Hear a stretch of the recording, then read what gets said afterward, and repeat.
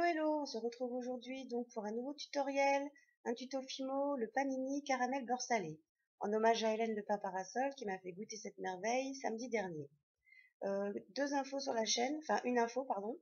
Les tutoriels Fimo, vous les retrouverez maintenant à présent postés sur ma chaîne donc les vendredis matins et les lundis matins. Donc deux tutoriels par semaine normalement si tout va bien.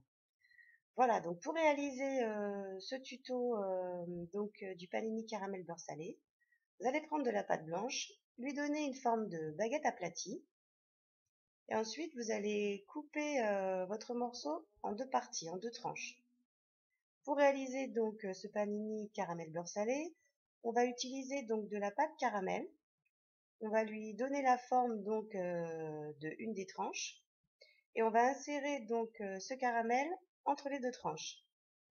Donc on pose la pâte sur une première tranche et on met l'autre tranche par-dessus. Comme ceci, votre sandwich panini est formé. Vous l'aplatissez un petit peu.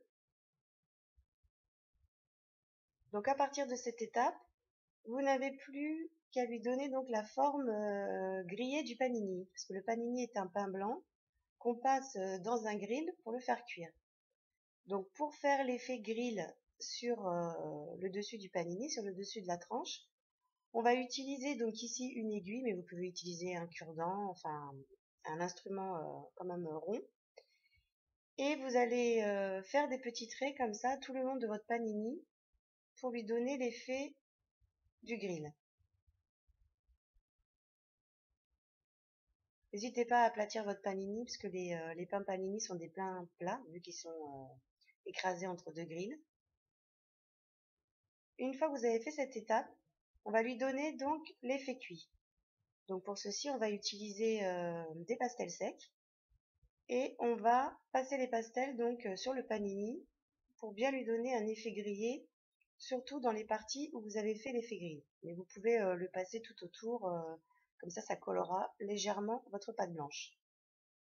Ensuite, donc pour retirer les pastels, vous allez utiliser une lingette et vous allez donc essuyer comme ça tout le lourd et le dessus de votre panini en laissant bien évidemment l'effet grill apparent.